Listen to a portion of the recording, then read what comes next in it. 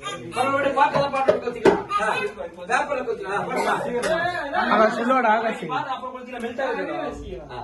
ஒரு ரோஜா மலர் மலர்ந்த நாளுங்க சாலமன் பாஸ்டருக்கு பிறந்த நாளுங்க கமிட்டி கொண்டாடலாம் பாஸ்டர் உங்க பிறந்த நாள் எங்களுக்கெல்லாம் எங்க பாஸ்டர் அழகு பாவி நாளு நீங்க பாட்டு கொஞ்சம் கேளு.